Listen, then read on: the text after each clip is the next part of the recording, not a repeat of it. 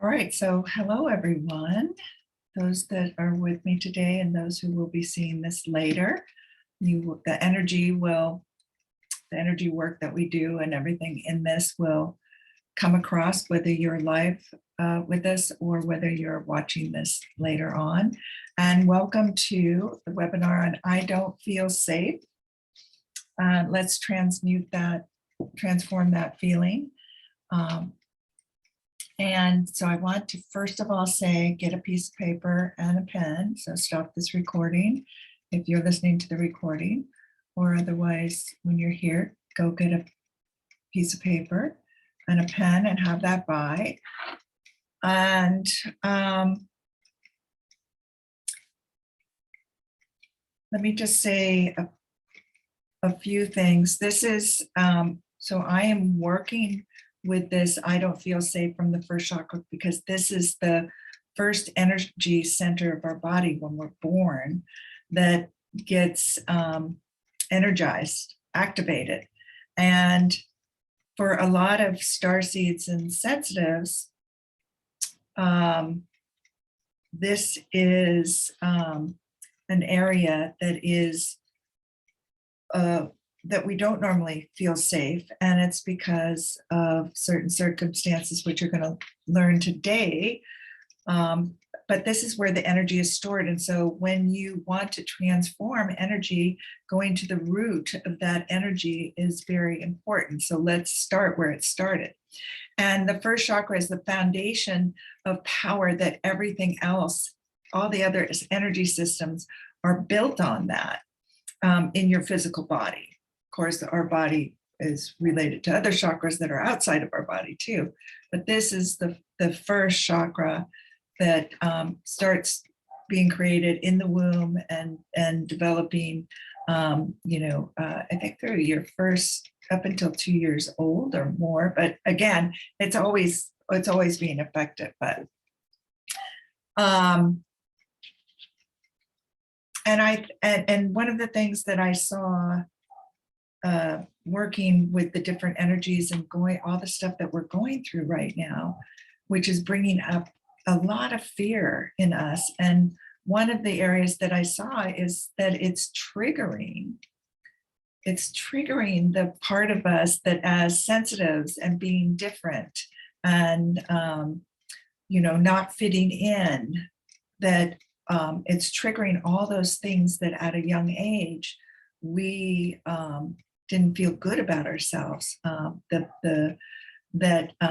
so those emotions and stuff that if you haven't done a lot of work on that, is being brought up again and triggering those feelings. I'm not good enough. I'm not worthy. I want to fit in. It might be limiting you, making you play small. And so we're going to go through some good information here today and have you look at areas so that you can see where this first chakra is out of alignment and not healthy. And I'm going to share what a healthy first chakra would look like and how it influences the rest of your life. So, that first chakra, again, has to do with safety and security and passion and loyalty to the family and money. So this is a lot of people's insecurities. And it just starting there is the root, the foundation, and everything gets built up on that. So like I'm not good enough. It's not safe to be me. It's not safe to be loved. It's not safe to speak my truth. It's not safe for me to be out in the world doing my thing. So I'm trying to give enough information and without going through it right now. So we're gonna talk about that. We're gonna talk about what it looks like to not feel safe. I'm gonna do, and then we're gonna, I want to talk about, different ways that this energy comes in, and then how to heal our chakra.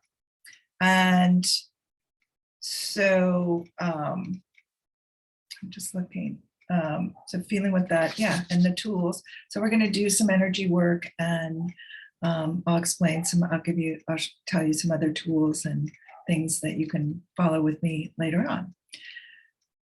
So one of the things I want you to do first is to get here. So if you can just start taking some nice, slow, deep breaths all the way down into your belly. And then let that energy be released slowly.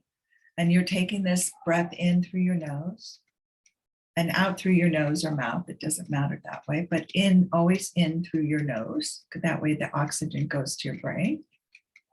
And it's about a 5 or 7 count. So slow it down. And this is telling our body that we're safe. We don't have to be in that hyper survival mode, you know, on high alert. So it's saying everything's okay. I can get here right now. And so as you're breathing, I want to read you a poem that I really like. Or it's called A Conversation with God. Me. Hey, God. God. Hello. Me. I'm falling apart. Can you put me back together?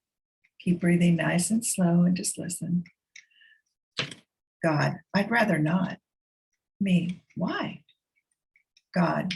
Because you aren't a puzzle. Me. What about all the pieces of my life that are falling down onto the ground? God. Let them stay there for a while. They fell off for a reason. Take some time and decide if you need those pieces back. Me, you don't understand. I'm breaking down. God, no, you don't understand. You are breaking through. What you are feeling are just growing pains. You are shedding the things and the people in your life that are holding you back. You aren't falling apart. You are falling into place. Relax. Take some deep breaths and allow those things you don't need anymore to fall off of you. Quit holding on to the pieces that don't fit you anymore. Let them fall off. Let them go. Me. Once I start doing that, what will be left of me? God. Only the very best pieces of you. Me. I'm scared of changing. God, I keep telling you, you aren't changing. You are becoming. Me, becoming who? God, becoming who I created you to be. A person of light and love and charity and hope and courage and joy and mercy and grace and compassion. I made you for more than the shallow pieces you have decided to adorn yourself with, that you cling to with such greed and fear. Let those things fall off of you. I love you. Don't change. Become who I made you to be. I'm going to keep telling you this until you remember it. Me. There goes another piece. God. Yep. Let it be. Me. So I'm not broken? God, of course not. But you are breaking like the dawn. It's a new day. Become. And I have author unknown here. And I remember I posted this on a YouTube video and somebody told me who wrote it. And sorry, I don't have that right now. But isn't that nice? So you're becoming, and this whole webinar is to help you become even more. Yeah, it's great. Yeah, so feel free to comment through, or if you need something more to explain, or you need me to repeat something, just go ahead and put it in the chat. Okay, so I'm just gonna list these kind of 6 overall ways that we make ourselves feel unsafe, and then I'm going to go into them deeper. But these are, if I could list just 6, and then I'm actually going to read off ones to you, and I'm going to have you feel into those to see if it is an issue that you're having. So one, we listen and watch news or talk to others about the news that is, so we're talking in all of the, negative, fearful,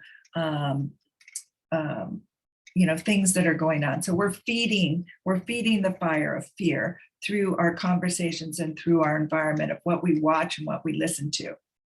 The other is that we're empathic.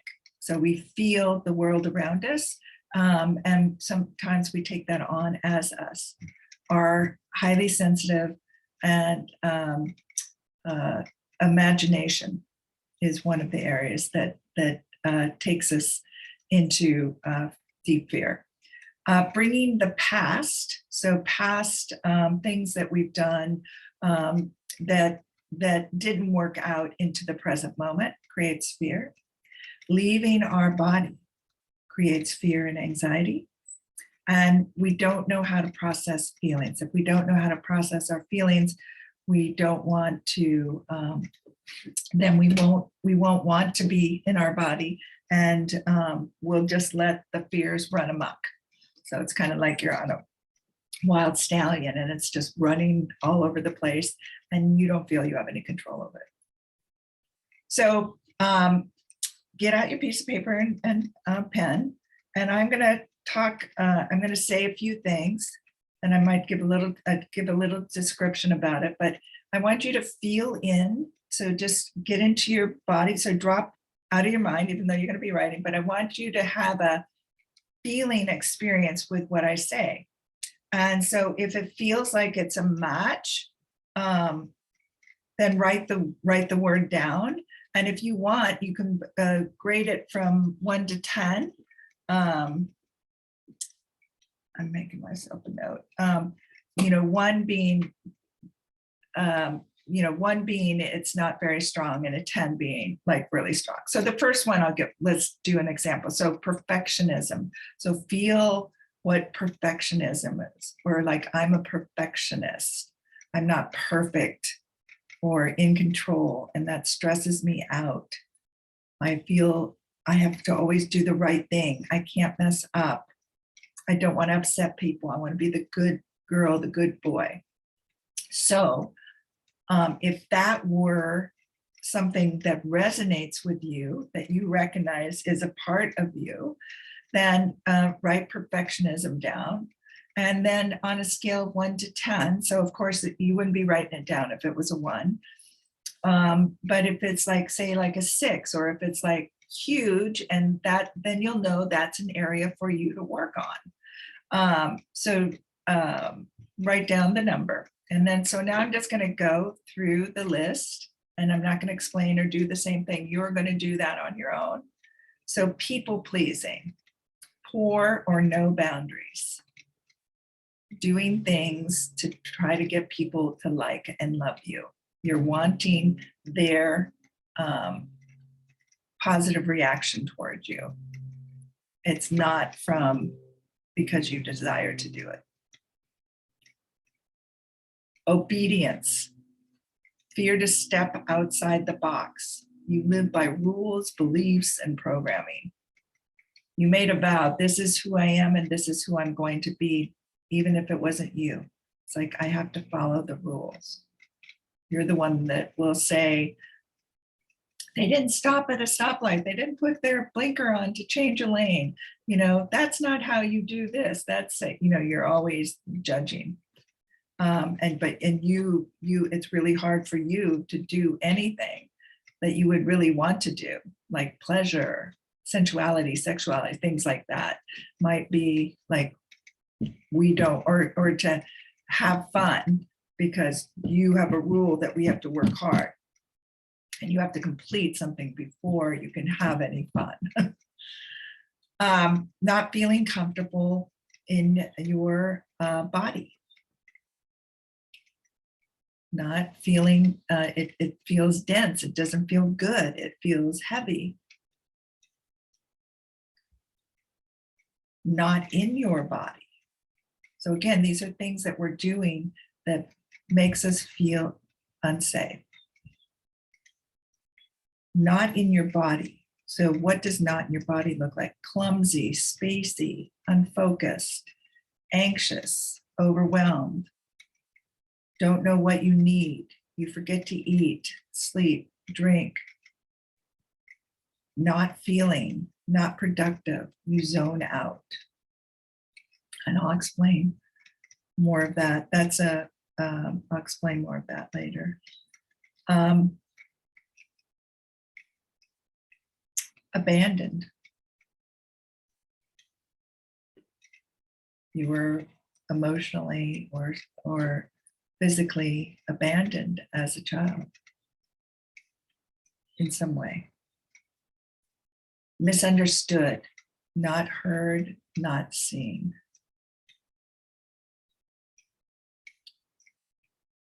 Surviving patterns. So again, this is what feeling unsafe can look like in your body, because energetically it's affecting all of you. So survivor patterns, you're on high alert. You don't feel you have any choice. You're not creative. You're just like one thing to the next thing to the next thing in order to feel safe, right? You're very protective. You're like defensive. You're on the lookout, high alert. And there can be lots of other stuff, but I'm not going to go into that right now. Might be the things that you, different things you do in your life that you feel like, again, you might be, survivor pattern could be your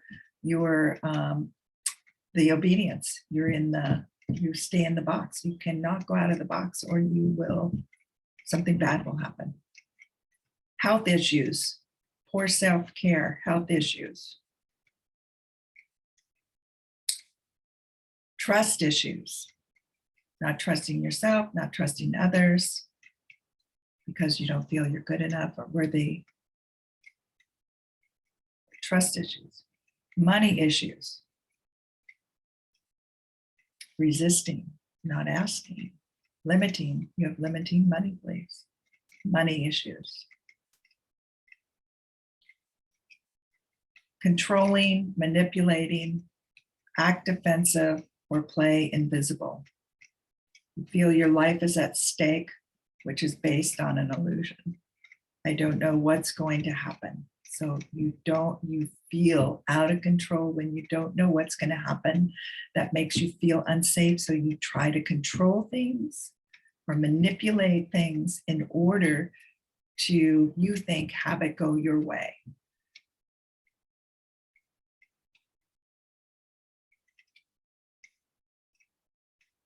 So there's no trust here, no trust in yourself or in source or God or the quantum field. You can't have, unsupported. Spiritually, mentally, physically, emotionally. Wherever you feel unsupported, it brings up feeling unsafe, unsecure. You can't have more success or happiness than any of your family members. This is a deep vow. If you start to make more money or really enjoy your life and anybody in your family, like they might take you down or, who do you think you are? That sort of thing. You might feel guilty for having more, for being successful, or, so you'll self-sabotage. You won't feel safe feeling abundant. This has to do with your money issues also. You won't feel safe because you'll feel like your family will abandon you or get on you in some way, whatever your relationship is with your family.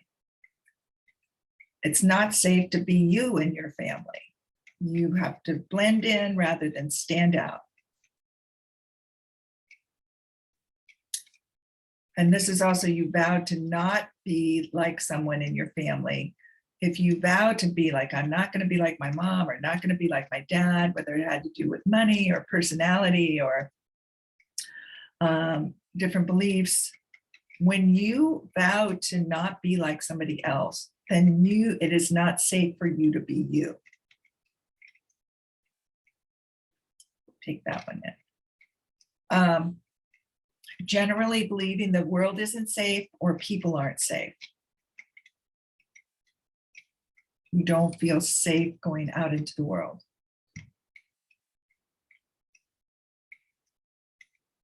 Not having big dreams and not fulfilling them. You can't, if you don't feel safe, you can't trust yourself and put yourself out there and take the action you need to do in order to have your big dreams and fulfill them. Not feeling safe also looks like not lovable, not loved, not loving, not good enough.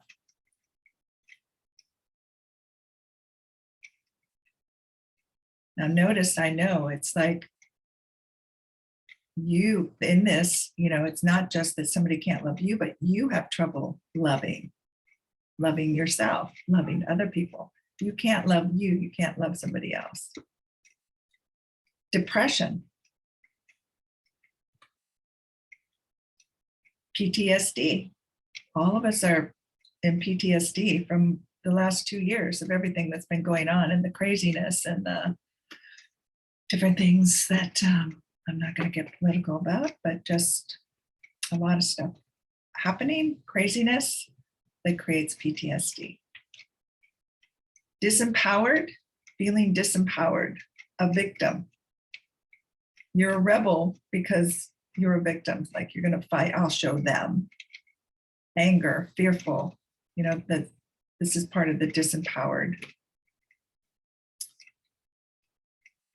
You made a vow to, I never feel safe as a kid.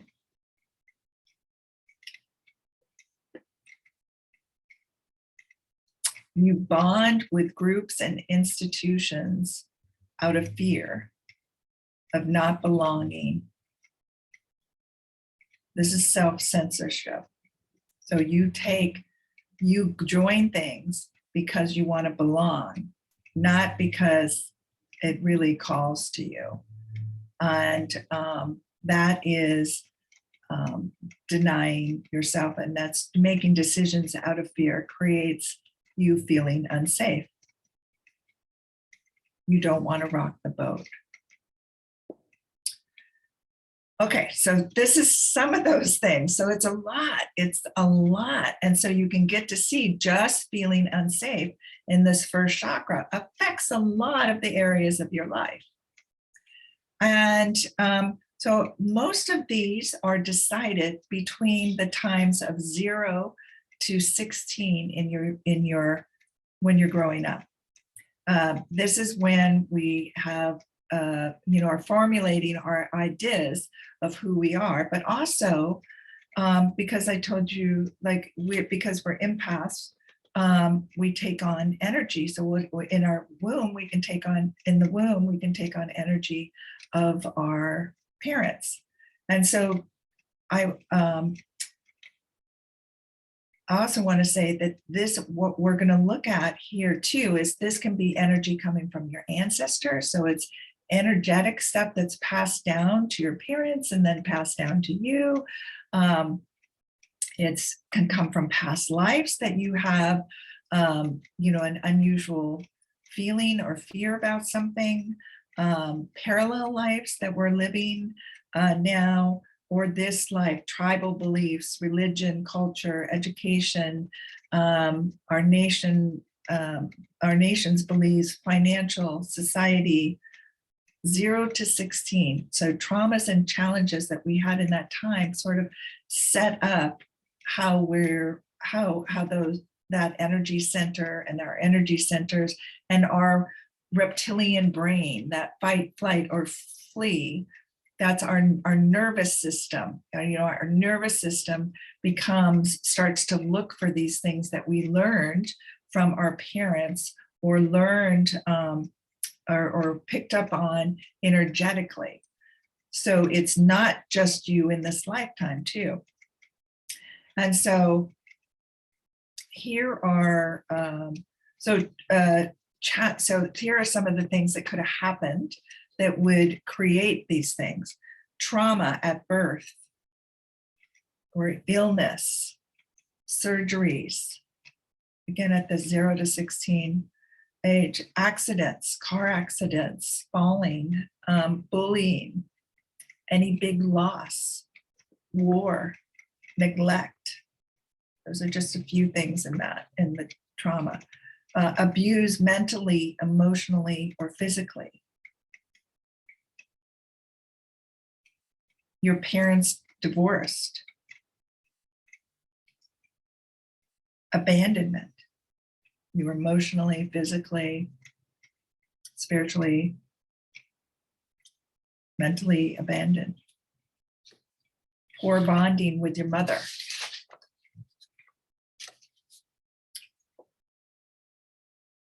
In the womb, nervous system to nervous system. Your mom's nervous system goes to your nervous system. So the mother can transfer anxieties, worries, love, all sorts of things.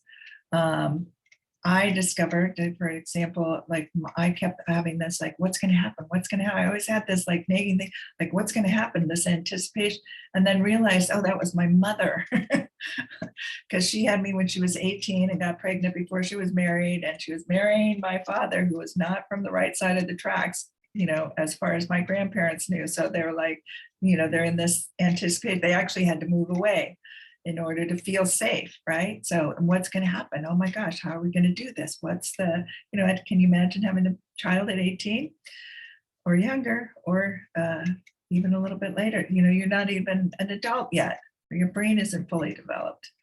So once I discovered that, I could get that out of my system. Witnessing parents fighting, abuse, or violence. A lot of us had crazy, parents that were our teachers, our greatest teachers, and our children are our greatest teachers. Parents not available emotionally, physically. You were neglected, or they just didn't know better. So when I say parents and stuff, people always do what they know how to do. So if your family didn't do anything different, they didn't know how. You just got to get, and yes, periodically there is a psychopath or, heavy duty narcissist that just, and I'm sorry. But that, again, an excellent teacher for you for self-love and to learn all of this brilliantly. But on the whole, people do what they know. So if they don't do it, they don't know it. And so to stop thinking that it's against you, that you were not lovable, that it was your fault, you weren't good enough, all the things that we said in there, it's like you weren't perfect enough, or you weren't the good girl, or you did something wrong, and all hell broke loose in your family between your parents. No, there's stuff going on, as you well know now as an adult, that had nothing to do with you. And that's a big part of what you have to learn, because it's those things that if you carry these things into the future, like you're thinking, like, if I don't be really good because something bad happened, like my parents got divorced because I was doing something, and then they got in a fight, and then that fight broke up, the marriage, and you're thinking it's you, but you don't realize that's been breaking down for quite a while. You can carry that along thinking you were the problem. And then nobody shares information. The parents don't share information with the young child because they don't think you would understand or that you need to know. But all of a sudden you're missing a dad or a mom or something, has gone on, and you just take it on yourself, because a lot of us became the nurturer, became the emotional support in the family. And so if we weren't doing our job perfectly, then the family would fall apart. See if that relates. You became a parent to one of your parents. So if parents divorced or whatever, or a parent wasn't around, you filled in that spot in order to make life easier for the other parent, or in order for you to feel safe. And also being an empath, you could feel the suffering or whatever your the parent was going through, and you didn't want them to feel that. So you would try to solve whatever problem it was that they were having. So you became somebody that you knew what they needed before they needed, because they were unconscious and you were super conscious about things.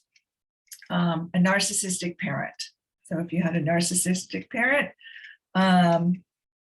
body. So a lot of our body shaming in the family, sexualized judgments, rejection. So whatever you learned about your body that you end up,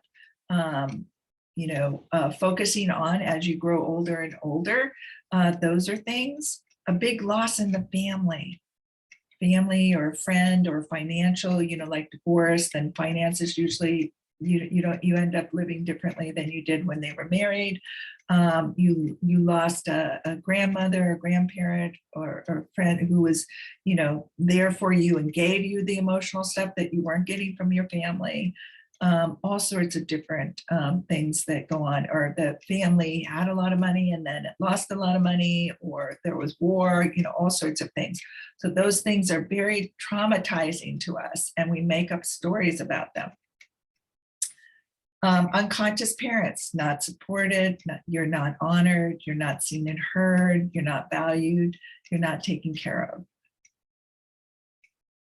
You inherited traumas from your parents, your ancestors, past lives, parallel lives, Holocaust survivors, war veterans, poverty conditions, poverty, oppression, all different things. So that were passed down or have been going from generation to generation.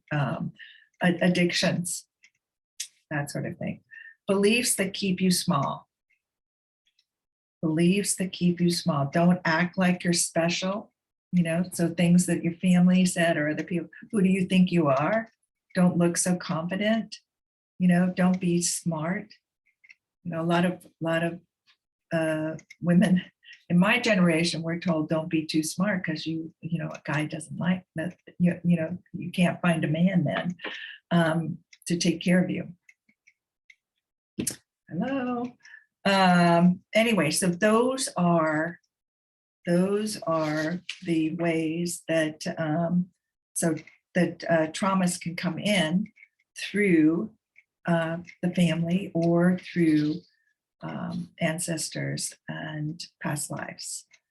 Different things that you experience stays energetically in your system. So say you had a past life and you were in poverty in that past life, and you lost everything, or you were in great wealth and you lost everything, that a remembrance of that, so you don't feel safe having money because you think people want to take the money from you.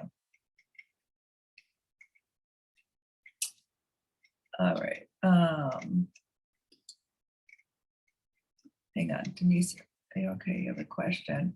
What was the second issue you named after perfection? People pleasing. All right. So first chakra is the root chakra. So it's down by the base of your spine, in your sexual organs.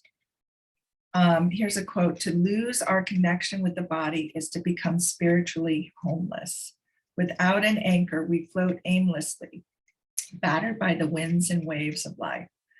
That's by Judith. Annette, I never can spell her last name. Anodea, Judith, PhD. So this body, this first chakra, represents everything solid in your life. It's wired for self-protection and highly connected to our nervous system, to our fight, flight, and freeze part of our brain. And this first chakra, it receives basic programming from our family. Our earliest experiences are recorded here, resulting in our awareness of repression of our most instinctual feelings. It regulates our physical existence and needs, including issues of sexuality and passion, the ability of our basic needs, money, housing, food, clothing, and loving relationships. It is our perception of solidity in the world. It is critical to our survival. It is linked, again, to that fight or flight responses. So it's how successful are we surviving in the world, and how successful are we at receiving material assistance? So let me explain to you what a balanced chakra looks like when you're feeling safe and secure in that first chakra. Healthy in your mind, body, and spirit. Your nervous system is calm. You feel free, empowered, highly creative, turned on to life, connected to yourself and nature and source, full of deep love or caring for yourself, body, others, compassion, gratitude.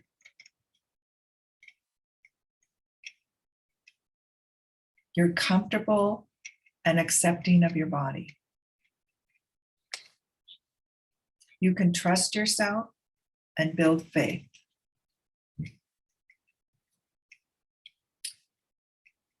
You feel abundant and you have the energy of attraction, vitality, magnetism, life force to act on your dreams and goals.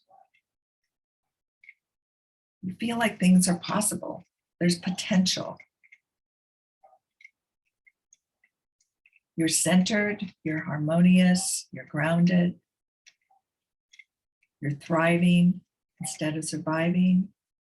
You're happy, you're joyful. Not all the time, you get it, but on the whole, you feel good about life. You're neutral too. You can handle more without overwhelm and anxiety.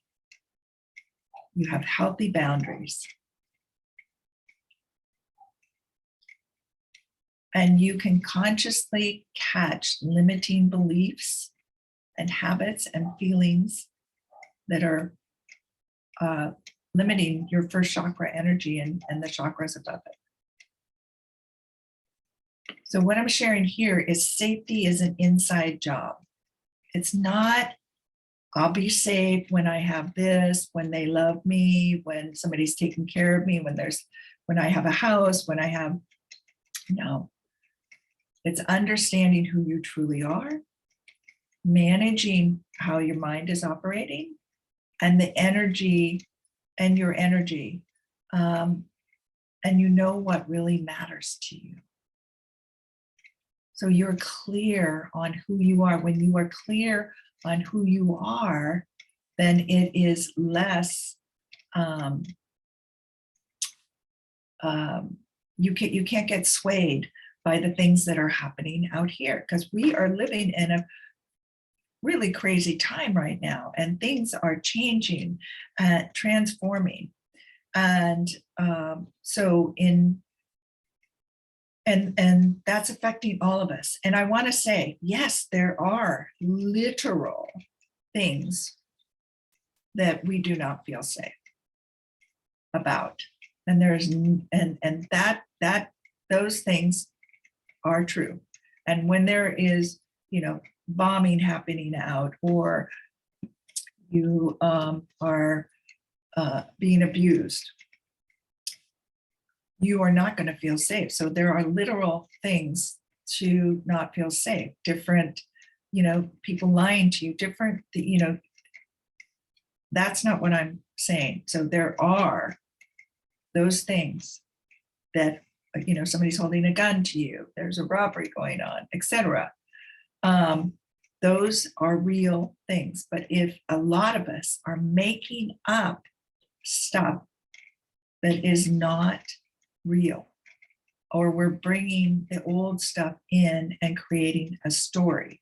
And when we can realize that we've gotten this from when we were very young, or we're pulling it from our ancestors, that's been put in, or a past life, or parallel life, then that will,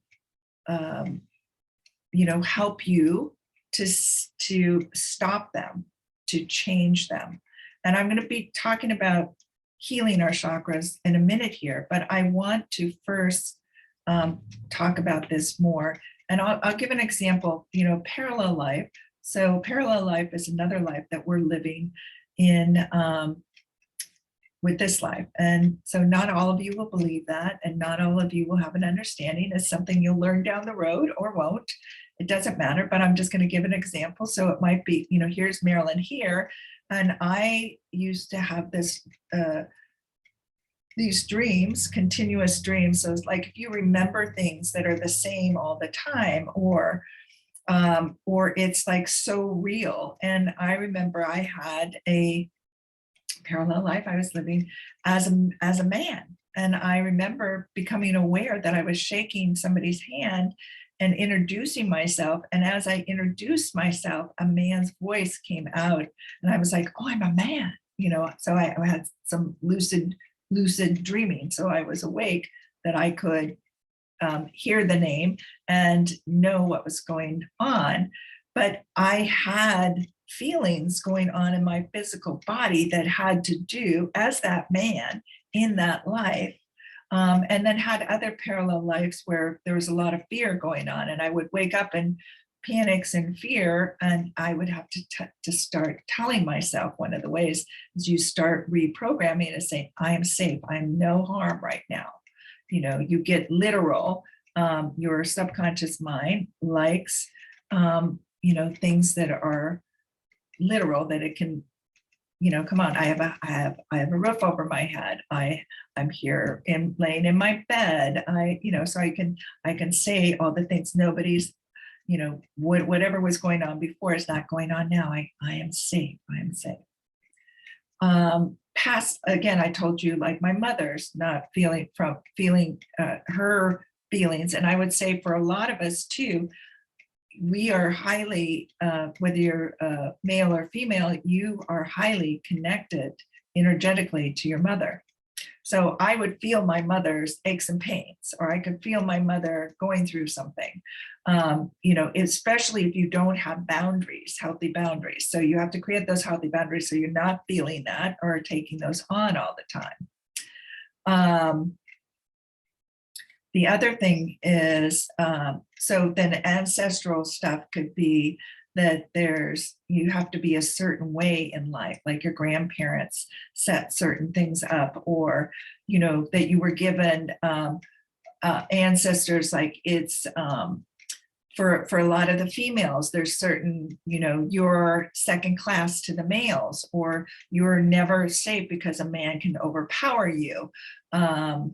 You don't get to make up ideas. So you always have to be on the watch out, don't be too beautiful, too sexy, too whatever. You might have learned that you might have been a beautiful child and you got all this negative attention from dirty old men or women, that were not, clear on their boundaries or had healthy minds. So we learn, so then we start carrying that. We have to be on high alert. We can't be this, we can't be that. A lot of people put on weight in order to not get the attention of others that they don't want, that they don't feel safe. If they have somebody who's angry all the time around them, that you're going to eat and put on weight, and you're going to leave your body because you don't want to feel the energy. So let's talk about being an empath first I'm going to start, I'll go this way. So I wanted to share some of the superpowers of highly sensitives that also, and starseeds that are superpowers, but they're also, unless we control them, then we have that, it creates feelings of being unsafe. And I would say some of the starseeds feel unsafe because this is the first time on Earth. They don't know about emotions. They don't know this feeling of this body is horrendous. Feels very heavy and dense and nothing like what they felt where they came from. And there's, you know, all this, they're picking up on all the other energy, psychic energies going around. It's too overwhelming. So you don't know how to manage that energy as a human being in your body yet. So that's something I can help you with. And, but it's, yeah, so it's learning all of this. So let's look at one of being sensitive as a starseed is we're acutely aware of our environments and our through our senses, through our multidimensional self, that a lot of others who aren't. And so what does that mean? You know, so we're aware of a lot of different things that go on. I mean, we somebody that you know or whatever, you know something's going on with them because their face is different, because they're how they're posturing themselves. You have your intuition was that something's wrong, something's off. I feel a lot of the collective things going on, or I'll have bizarre things come into my head and then I'll realize it's the collective because I've done the work.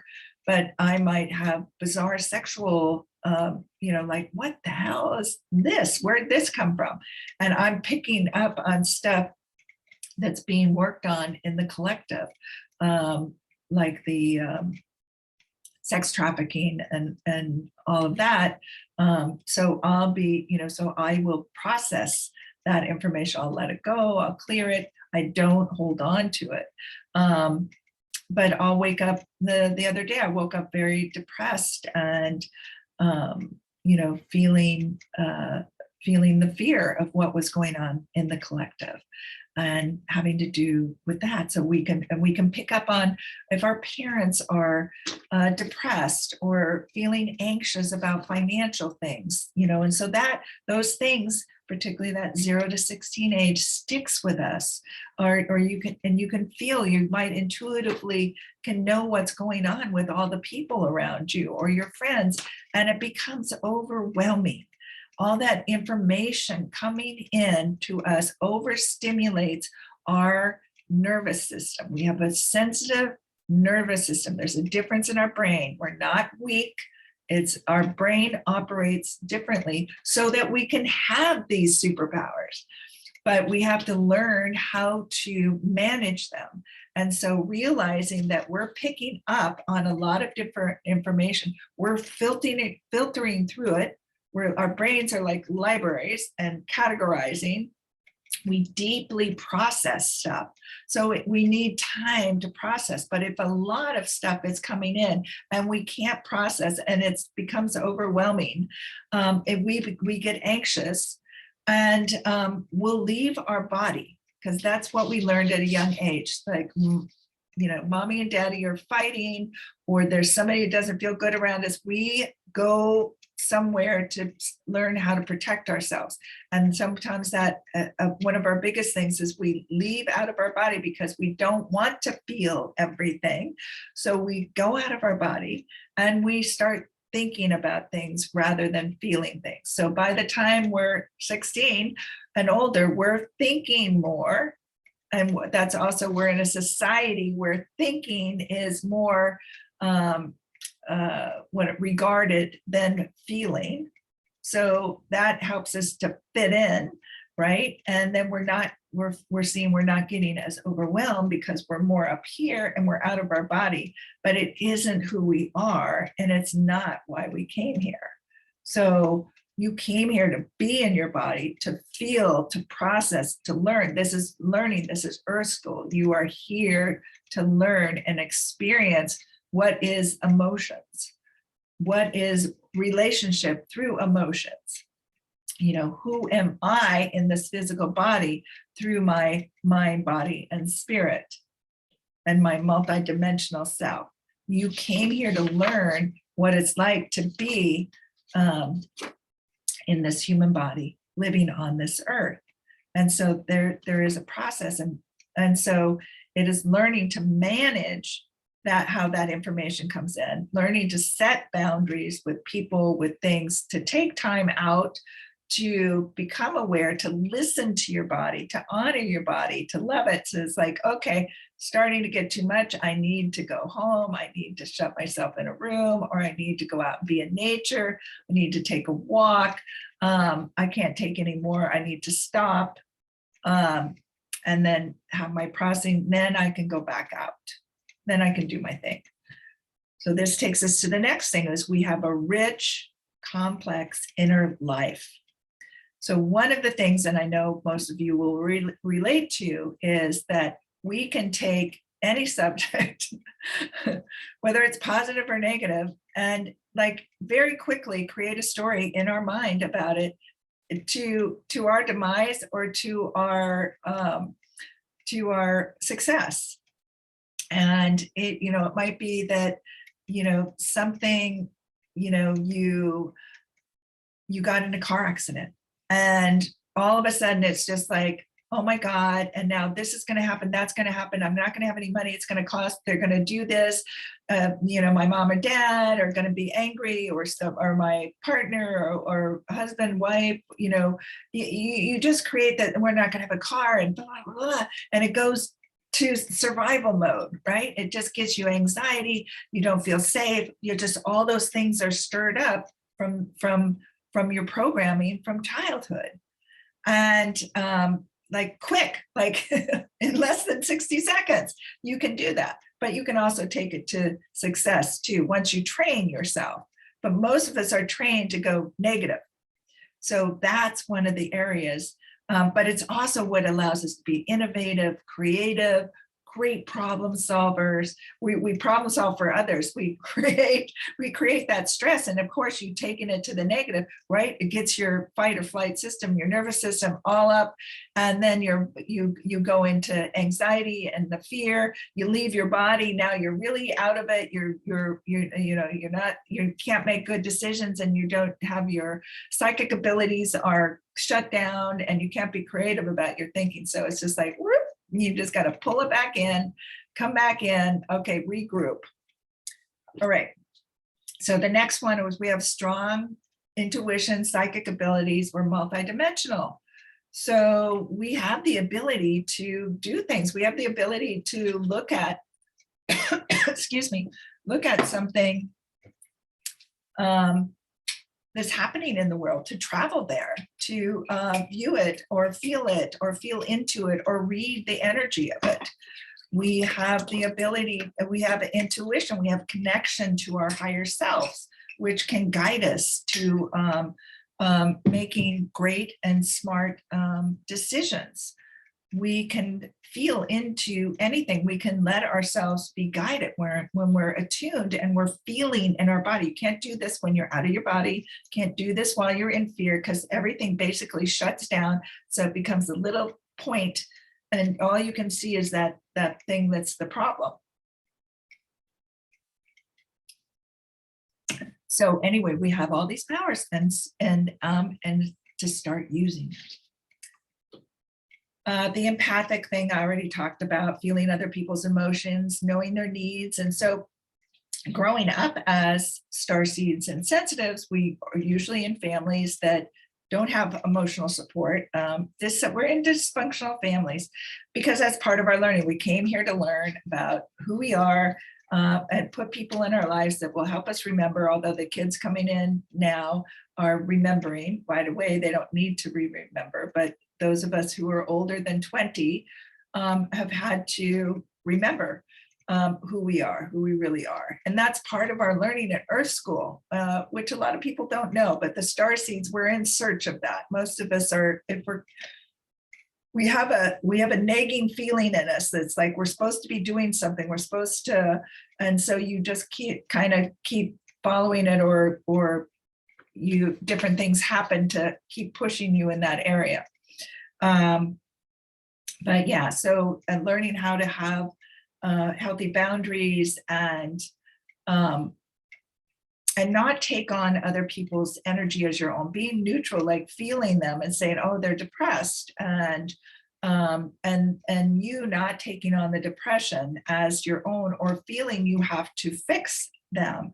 But because we were taught to be the nurturers and the emotional support system in the family, because we were sensitive and we could see things going on, and we weren't necessarily asked, but we might have been, it's just like, we wanted to be the good, this is where the good girl or good boy, you can see people are struggling, and so you would help, and you saw that you got good reactions from helping, from being that good girl or good boy, from nurturing, from helping out. You noticed that the stress levels went down, and then you didn't have to feel that. So a lot of times we end up being the nurturers and the big problem solvers without being asked to do it, because when we could help people, it helped us to not feel overwhelmed, because we didn't know how to set boundaries yet. So that's once you learn how to set boundaries, then you don't need to be helping change that. You can realize they can have their feelings, they're walking their path, and you can walk yours and be clear of that.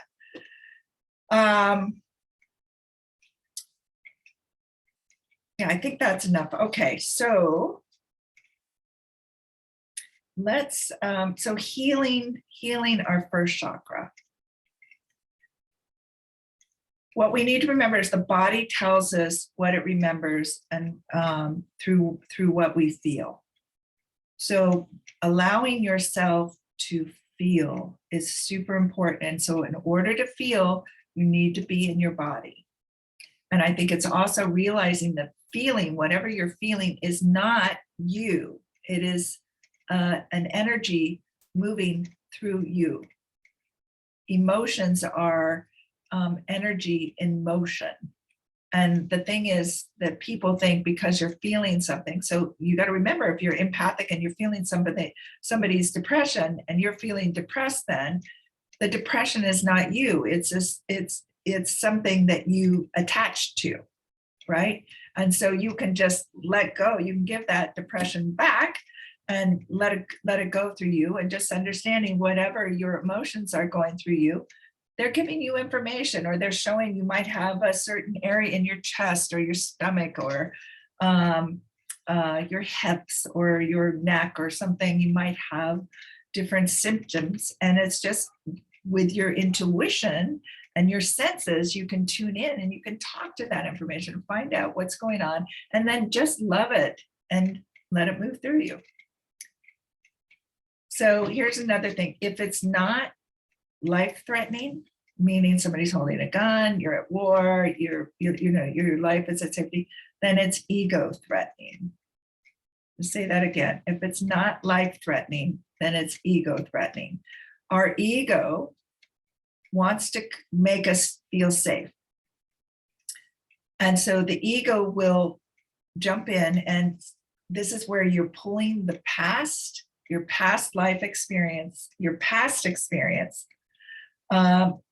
whatever it is that you remember. You might not even be clear, but for some reason you don't feel safe, and the ego wants to remind you, don't do that, you didn't like it last time or something. And this can be ancestral, can be past life, can be parallel lives. Again, something shows up and it's like, oh, you get a funny feeling in your body. So you can ask yourself, is this my energy or somebody else's? And if it's, so you can say, is this somebody else's energy? And what will happen is it will lighten if it's not your energy. If it's somebody else's energy, it will lighten up. And then you can just say, go back to, with grace and love, where you originated. Just send it back. And you'll just feel that lightness. You'll feel lighter. But the ego, and the ego also doesn't know anything about the future. The ego only has information from the past. So it doesn't know any potential or possibilities. So you got to get clear. If you're not threatened, life-threatening right now, something's going on, then it's ego-threatening. And you got to see. And so I'll explain more. So this is where you go. So what is it that you're believing, or what judgment is happening that is making you feel that way? Right? What is the fear? What is the fear? And so explore your beliefs, explore your judgments about money, men, women, or the masculine, feminine, relationships, love, success, the world, yourself, your body, health, trust, family, culture, religion, spirituality, prosperity, pleasure, sexuality, God, source, quantum field, all in one. And change what isn't true. When I was going through my awakening, all of a sudden I just got, one thing that happened, me getting sick, showed me like what I had been taught to believe was not true. And that made me think, oh my God, what else am I believing that is not true? And it's been a journey since. So the same will be for you. And as you release these things that's not true, these beliefs, these habits, these judgments, and you get clearer, then you get clear about who you are, and you feel freer. So again, and then another, feel your feelings instead of thinking about them. Practice expressing yourself freely.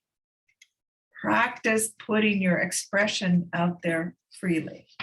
So this is kind of like that obedience, like just express what you want to express, whether it's dressing up, whether it's saying something, whether it's singing, whether it's artwork, whether it's in nature, it's humming, again, whatever is uniquely you, the more you can get in touch with that.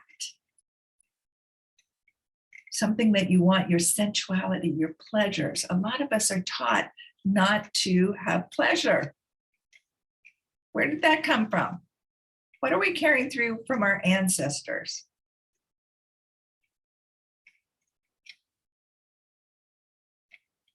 Most of the stuff that you're believing is not yours. They're not your beliefs. They're somebody else's. You got to make up your beliefs new. Practice unconditional love or deep caring. If you can't handle the word love, deep caring. Conscious attention to your self-care daily, attention to how you feel, what you need, asking for help, appreciation of all of your body parts. Start working in the mirror, falling in love with your body. Any part that you don't like of your body, just tell it you care about it. It reacts. Everything is energy. What you put out comes back to you. So love every single part of your body. And accept yourself. This is your vehicle. You're learning through this vehicle, and that vehicle is giving you information. That's what you chose this. It's happening for you. And so value that. Value you, value your experience. Trust, you have to trust in the uncertainty, learning to get comfortable with uncertainty. There is no certainty. And so trusting that things are working out to your advantage, whether it feels like it or not. There is something in there for you to learn. Challenges happen for us to learn from, for us to wake up from, for us to fall more in love with ourselves, even though it's a challenge. It's like, where am I not loving myself that I'm holding myself back, that this challenge is happening to wake me up? So I accept my history and I trust my future. So letting your history be your history, and then trust that you can create the future that you desire by being in your body, by making decisions, using your gifts, using your senses, using your talents, using that mind, using your empathic energy, Affirm feelings when your initial feeling is an illusion. I don't feel safe, but there's no reason to not feel safe. I am safe. I am supported. I am taken care of. So when you, like I talked about, when I would have dreams and then I'd wake up and I'd feel unsafe and I'd feel really scared, my heart would be pounding, but there was no reason for me to feel unsafe. I had to start saying every time, I'm safe, I'm safe, I'm safe. I tell my unconscious, we're safe. We have a roof over our head. I'm laying in bed. Nobody's, I'm not in any danger at this moment. Stop pulling your past into the present. Your past is your past. You've never been here before. In this moment right here with me, you've never been here. But even with you, you've never been here. This is a brand new moment. Every single moment, you're creating a new moment. What do you want to think? Who do you want to become, right? Who are you becoming? What are you going to let go of? What new choices are you going to make? Don't let that ego make the choices. Don't let your past make the choices. In this moment, what is there for you? And be present. Being present in this moment allows you to feel in to the field, feel into the situation, feel into you. What do you desire? What do you need? And all of this helps you to feel in control of you rather than feeling out of control, instead of focusing out here and letting all this have to be, do they like me? Do they not? Are they accepting me? What do I need to do in order to be, feel safe? It's all in here. It's all in here, except for the literal safety issues that we talked about. So tools that you can use: tapping, inner child work, energy work. Those are all things that you can use. So I'm going to take you through some exercises now and give you a sense of those energy works. There's lots of stuff I can do, lots of different things I could have gone. So I just chose a couple things that I want to take you through, and then from there. For this exercise, because we would be here a long time, I could do a couple sessions on this first chakra and clearing it. And I'll probably already have some stuff in my YouTube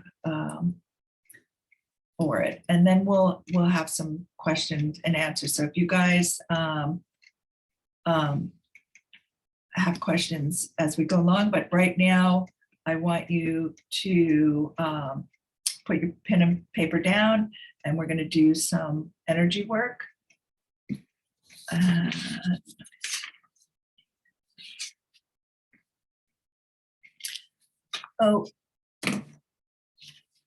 I just want to share a couple things. Sorry, I just found one of my sheets that I just want to share something else about that's deep within us, is that when we were young, about 0 to 16, we made vows that we didn't know that we were making. This really influences a lot. And so finding out what these vows are and reprogramming those, seeing those, because some of these vows, again, are very powerful, and again, influencing. And a vow is a deep hidden belief. So it's like a vow for marriage, but it's like a vow you make and you don't even realize necessarily that you're making it. There's some you might remember, and there's others that you made when you were young, very young. So just to give you an overview of some of these, it's like, I vow to always support my tribe. So a lot of times, like in there with the money thing, was that, it's you can't make more money, or you can't be happier than anybody in your family, because somehow your family said, nobody gets to be above mom and dad or something like that. Everybody has to. So a lot of times I see people like, I know some men I've worked with had the vow that they couldn't make more money than their father, or they couldn't have more pleasure than their family had because their family suffered a lot and went through. So how could they have more happiness than them when they suffered so much? Also, all the lies in the family. So if you have anybody that has any addictions, how they hid those, you said, okay, you would be part of that lie. So you give up part of yourself.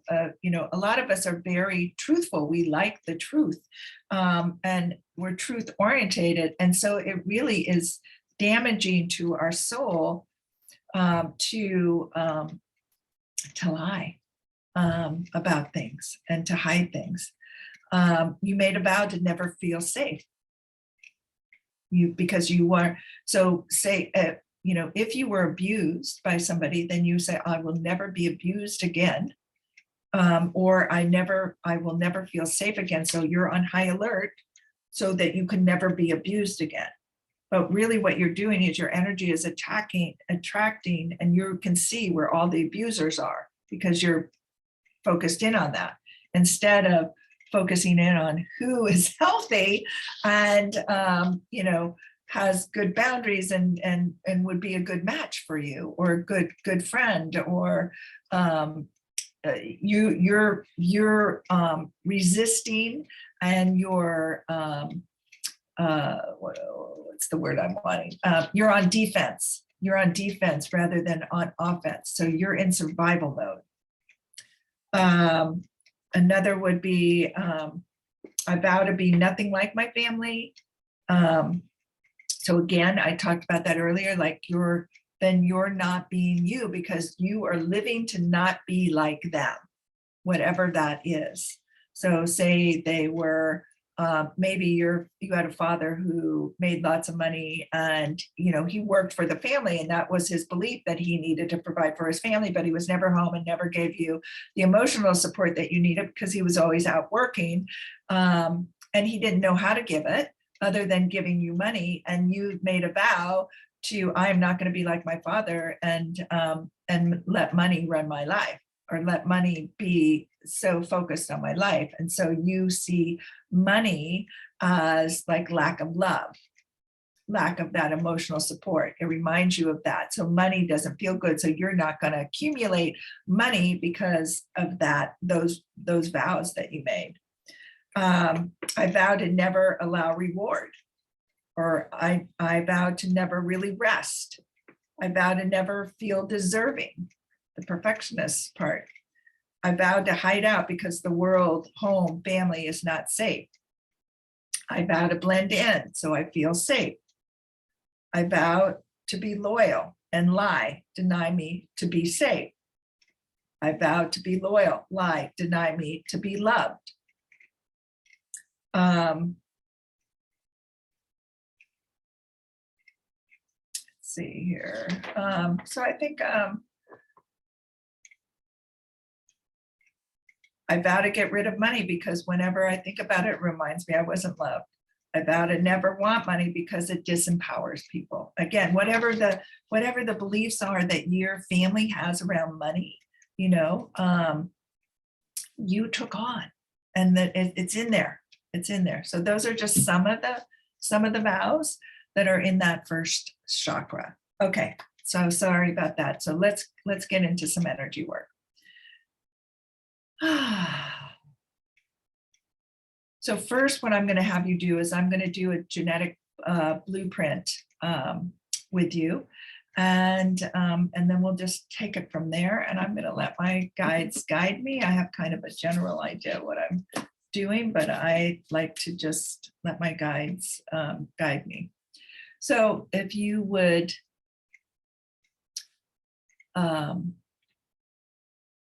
so I think you've gotten fairly clear about some of the wounds that you have. And this genetic blueprint helps you see your place in your genetics so that you are not entangled with the fear and anxiety of what is in your genetic system. And so it'll help to heal some wounds here, some personal wounds. It'll help to heal ancestor wounds, which are 90% of your current wounds. It will help you stay in your body and to help reset, balance, and support the family blueprint system. Okay, so close your eyes. Oh, actually, I'm going to have you not close your eyes yet. I'm going to have you get out a piece of paper because I want you to draw it out first. And then we'll work. So on your piece of paper, I want you to, towards the middle of the paper, I want you to put yourself, like draw a little stick figure that's you in the middle of the paper. And then I want you to put behind you on your left. So imagine that the stick of you is looking at you. And then, so on your left, I want you to put your mother behind you, right behind you, like behind your shoulder. And then your dad, so you're working up the paper, right? And then your dad on the right-hand side of your shoulder. And then above them, you can put your grandparents above them.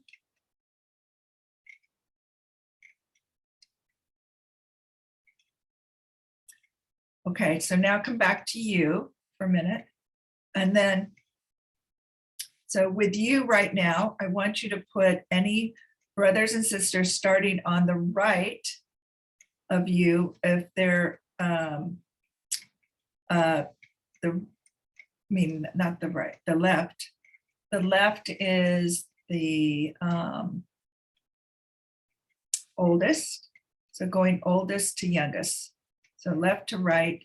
So compared to where you are, anybody that's older than you, put them on the right and on the left in order.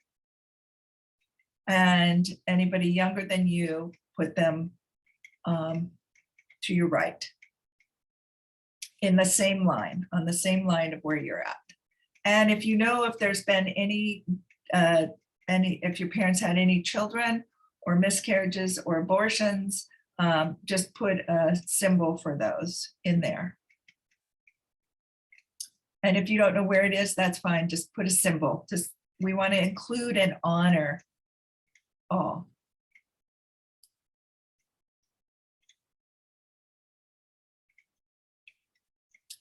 And then down below you, I want you to put your children, if you have children.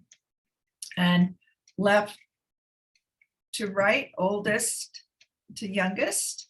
And if you had any abortions or miscarriages, put a symbol in there for those. Again, honoring all life. So that's right below you, on that row right below you. And then if you have grandchildren, do the appropriate, line those up. And if you know that they had any abortions or miscarriages, just make symbols for those too in that line.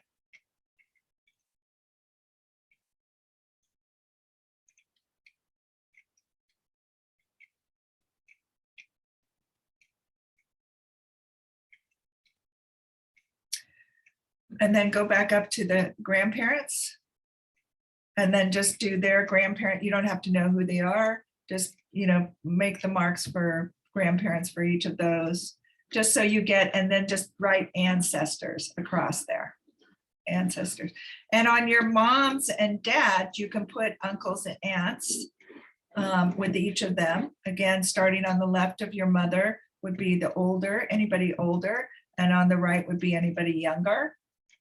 And same with your dad, uncles and aunts. And if there were any children that died, just go ahead and put a figure figure in for that.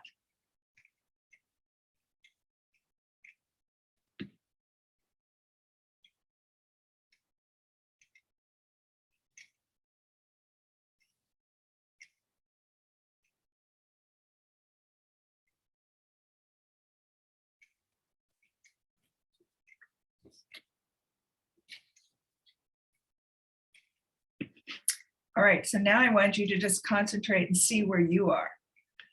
Because a lot of us became like our mom or our dad, you know, took care, we entangled, like I became my mother's mother, or like her husband, you know, whatever it was, but I took care of her, which I have to remember. So in this, you want to see, I am a daughter. I am a mother. I am a granddaughter. I am the daughter of my mother. I'm the daughter of my father. I am not my mother. I'm not my father. A lot of us get entangled with our parents' energy or our children's energy. And we want to stop that entanglement. We have to remember who we are in this genetic blueprint. And we have to realize ourselves as unique and genetically unique. So now you can, so see your place in that, feel into that, close your eyes, take some nice deep breaths. I want you to feel like the sun's rays is coming through your third eye and going towards the back of your head and down your spine and into your heart, and then all the way down into your feet. Just breathing it in, breathing it in. Let it drop in. And as you're breathing it in, it's like you're dropping into your blueprint of who you are. You're breathing in. I want you to breathe in into your blood, into your bone marrow. Again, breathing it in into your cells, into your DNA. Let it work in your system.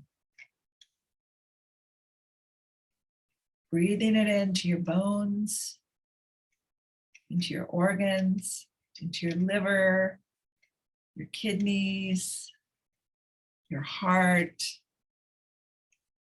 Breathe that sunlight into your brain, into your eyes, into your womb. Nice and slow. And then say to yourself, I call divine order to come into my whole family system. I honor every soul in my family system and their gifts.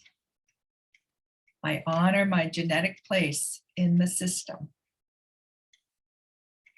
In every cell of my body, everything goes back to where it belongs in the genetic system. My genetics is always flowing and active. Each family member is a whole person and uniquely different. I'm in my own place in the system.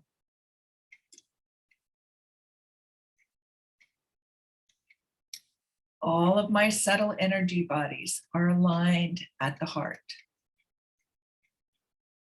and at the North and South poles.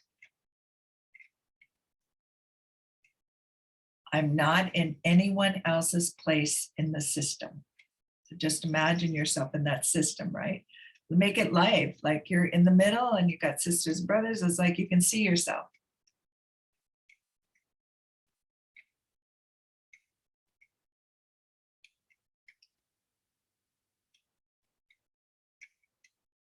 I call back all my soul fragments into my body system now that we're out of genetic alignment. So imagine all your spirit, your soul coming back in, all the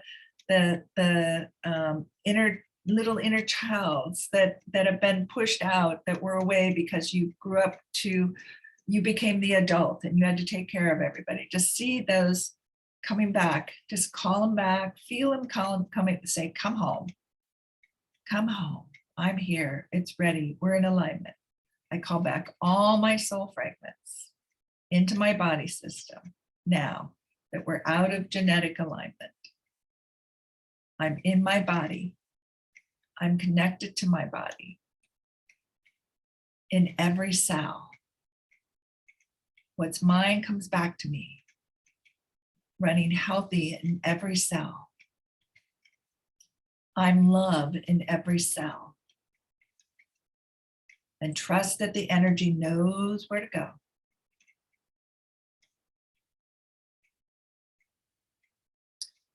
It knows where it's needed. My system knows how to process through my whole system. Cells, DNA, blood, bones. My soul fragments come in a new way, in a new whole system. In my mind, in my nervous system, in my spine, in my womb, in my heart, in my brain. We don't want to be anyone else in our family system. Be the daughter, be the son. Be who you are to each member of your family with healthy boundaries. So notice if you have any triggering feeling, irritation feeling that's coming up from those ages of 0 to 16. Just notice the stuff that we talked about prior to doing this energy work. Is anything feeling like it's coming up? And as it comes up, and just go ahead, you can say, okay, it's something, whatever I need to let go of right now, I'm going to just let it come up from 0 to 16. And you're not reliving it. It's just might be a memory or something. And you're going to say that you are going to hold on to the learning and the wisdom from this. And you're going to let that go. Just let it go like it's a helium balloon. I release that. It's my past. It's done. And it might be old things that you were taking on because you were acting as your mother. You were entangled with your mother or your father or your sister or your brother or grandparent or something. Just let it go like a helium balloon.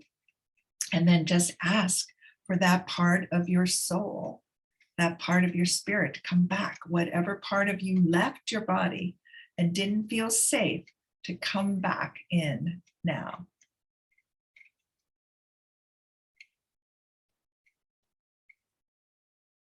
And then see if there's something else. Let's do this a few times. Is there something else there? Are there some ancestral, what's the ancestral stuff coming up? Is there sexism? Is there religion? Is there culture, cultural things, whatever? Again, you're not attached to it. It's just old, floating through. I'm going to hold on. You don't have to know what the wisdom and the lessons are. Just, I'm going to hold on to the wisdoms and lessons. You just know that. You let go of the other. And then you call the aspects back to you. All the little girl or the little boy who was sexualized, bringing that energy back down, bringing them back in, bringing that part of you back in. I'm just using that as an example, but whatever that was made to not feel good enough.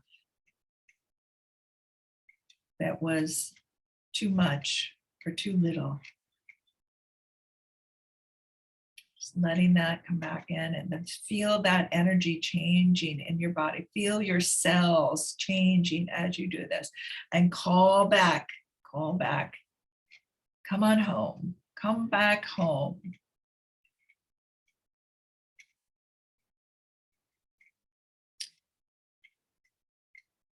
So you can just think, okay, what else of my ancestors? And then you guys, this is on a recording, so you can come back and do this again and again and again. What's something from my ancestors that I can leave now, that I don't need now? Or from a past life that might pop, it'll pop up. The things you're aware. You're aware. They will pop up. And again, I will save the lessons, the wisdom, and I release that aspect of me now. Don't need it. Call back your aspects of your soul that left your body, that didn't feel safe, to come back and breathe it into your body. Accept it back in, receive it. Receive your whole being in every cell. The light of my soul comes in with the quality of all my soul's aspects, all the blueprints. I'm birthing myself into a new self. I accept all my aspects. All the aspects of me that had to leave because I couldn't be true to myself, because I didn't feel safe. All the aspects of me I receive that kept me feeling limited, powerless on every level, that hasn't supported me being here in creation. I release in the DNA all that restricts me from living in my full potential. I release all my ancestral information that does not serve my highest good or what I'm here for.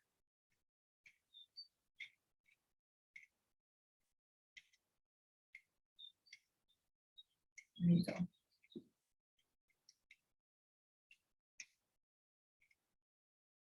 So now we're going to balance. And so just say, my back creates my front in a new way, and my front creates my back in a new way. My right supports and creates my left in a new way, and my left supports the new created me in the right. Above supports below.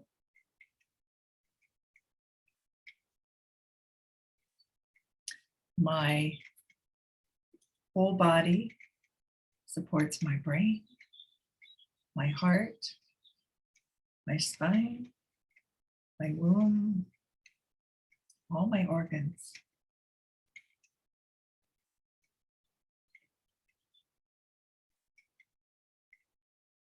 Just feel that all in all your cells, in your DNA, all your soul fragments, in your nervous system, my new whole system, whole genetic system supports my new nervous system in a whole new way.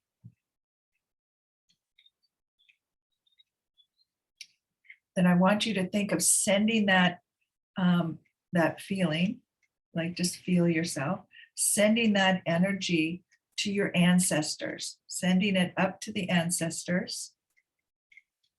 And it's like they're being reprogrammed as you're reprogrammed. And then that energy will come back from them as it shifts. To see that energy shifting, their programming, their genetics. Everybody, like a puzzle, gates realigning. And that energy comes back through you, goes through you, into your children, into your grandchildren, and comes back to you.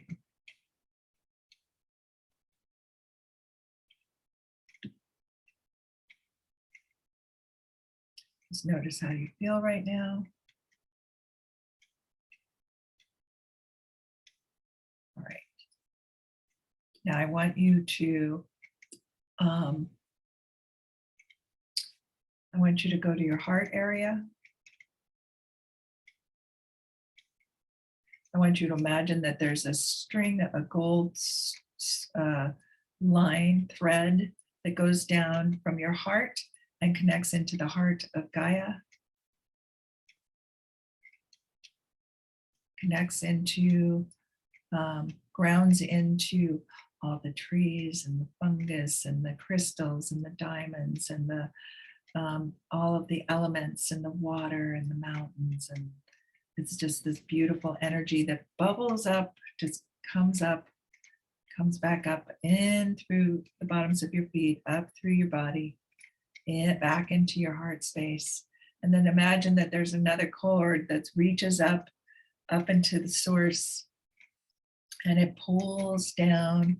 It opens up the space for source energy, your higher self, quantum field, whatever you call God, to flow down, golden, beautiful golden energy flowing down into the top of your head, into the crown of your head, all the way around you and through all your energy centers, through all your cells, connecting in your heart with the Mother Earth energy, swirling around, mixing up, flowing, continue to flowing down through your whole body.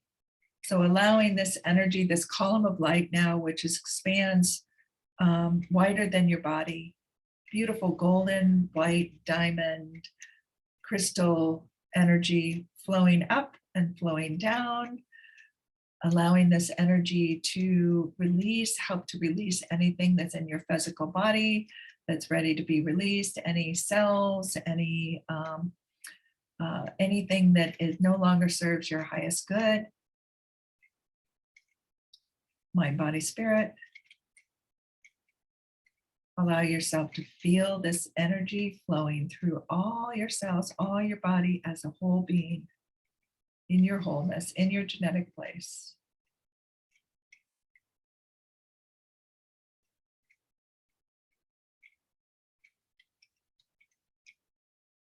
I want you to feel that energy expanding out from your heart, to be in your heart space, imagining, telling the energy to amplify.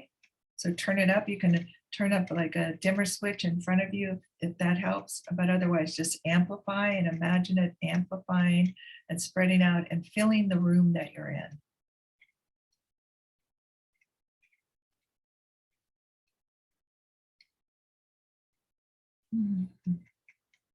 And I want you to feel in right now and feel like, how safe do you feel on a scale of 1 to 10? 10 being very safe, 1 being not feeling safe. How safe do you feel right now?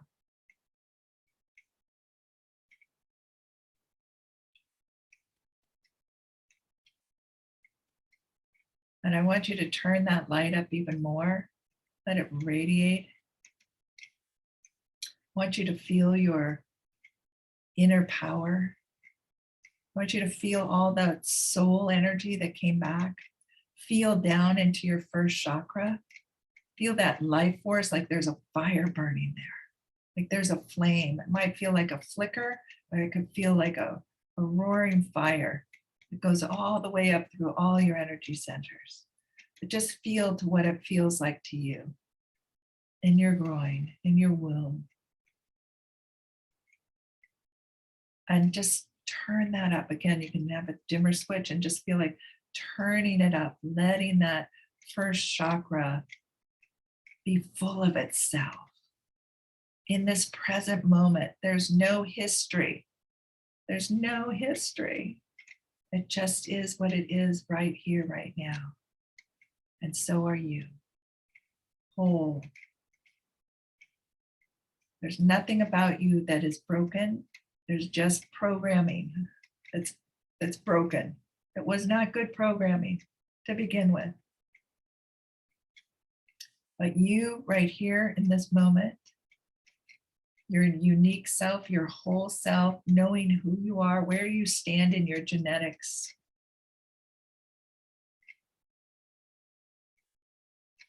Feeling connected to your body, to your spirit.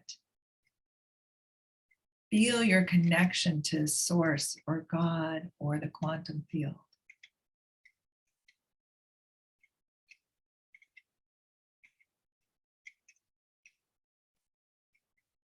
And again, now feel what this feels like in every cell of your body.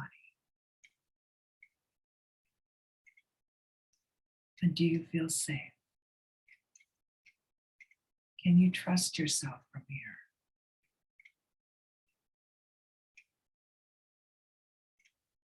Do you feel empowered, calm, joy, abundance, free? You might not feel all those things, but hopefully, if I've been successful in doing my job here, you feel a lot more than what you were feeling before. And feel what it feels like to be in your body. So you can start to open your eyes slowly, but stay in your body. And you can do this more, and you can expand out more. You can brighten your light more. You can move out into the city, into the country, into the universe. But right now, I just want you to be where you're at. And just know that you just managed your energy. You just took charge. You were in control. Do you feel less out of control? You managed your mind. You managed the energy.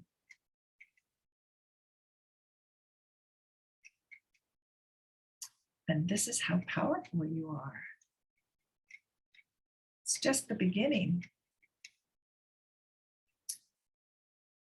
So, do you guys have any questions? Write down the questions in the chat and I can explain. Or if there's no questions, then we'll just end the session. But ask your questions on the chat. Go down to the bottom where it says chat and click on that, and then make sure you're sending to everyone.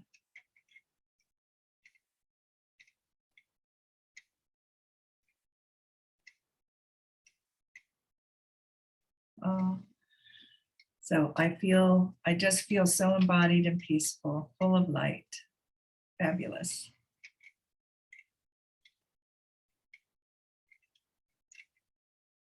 Yeah. Thank you. Thank you. Any more comments or questions?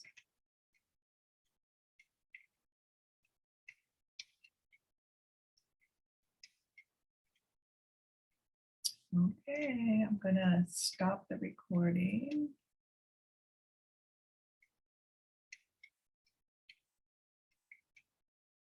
Oh wait, I have a question regarding the chakra. Is it located in the middle of the eye? No, the chakra is located at your root chakra. So it's down in where your sexual organs are. It's at the base of your spine. But you're talking about your third eye. So your third eye must have got activated. Do you have another question regarding that?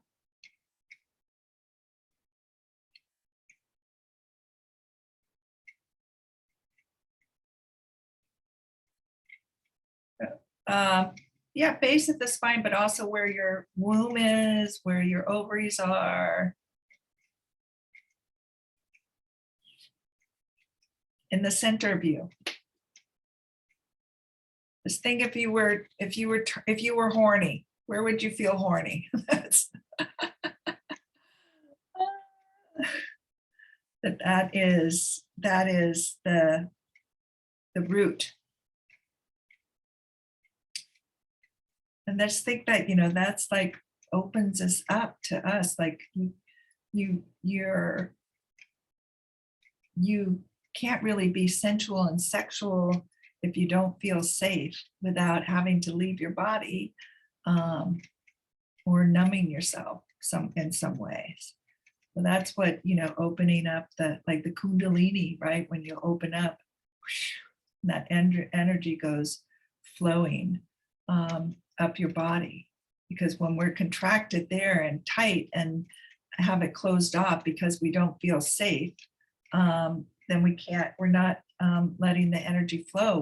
We're trying to control it, or be a good girl, good boy. Can't be, depending on some religious or cultural beliefs too, or however your family felt about sex and pleasure, and was related to you, if not verbally, through energetically. Okay, any more questions? Okay, so I'm gonna